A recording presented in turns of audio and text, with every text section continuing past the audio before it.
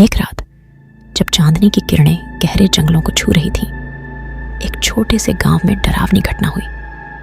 यह कहानी है एक ऐसे रात की जिसने उस गांव के लोगों के दिलों में हमेशा के लिए एक डरावनी छाप छोड़ दी।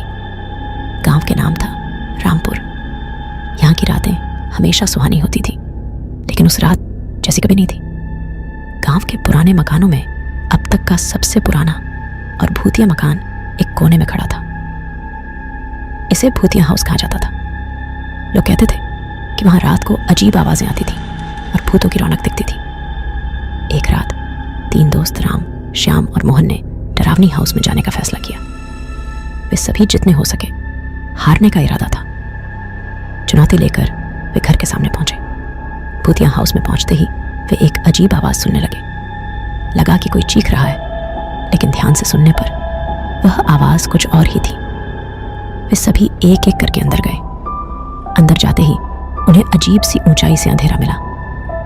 धीरे धीरे उनके पास अंधेरा खत्म हुआ और उन्हें एक पुराने किताब का सामना हुआ।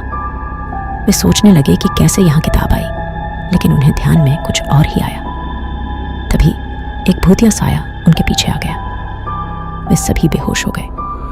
जब उन्हें होश आया तो उन्होंने अपनी जांच की, लेकिन उन्हें उस आत्मा के बारे में कोई भी स्पष्ट जानकारी नहीं मिली।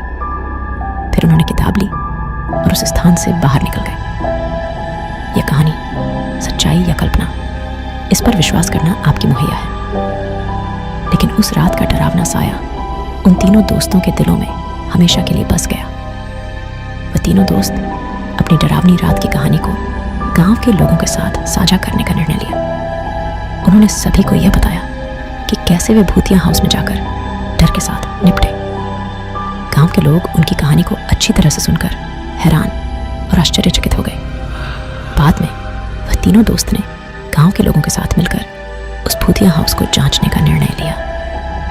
एक बार फिर वे उस स्थान पर पहुंचे और उसे पूरी तरह से जांचा। उन्होंने कुछ भी असामान्य नहीं देखा और उन्हें पूरी तरह से यकीन हो गया कि वह रात की कहानी बस एक भूल चूक थी। इस घटना के बाद रामपुर गांव में किसी भी रात को उस भूतिया हाउस के प्रति कोई डर नहीं था।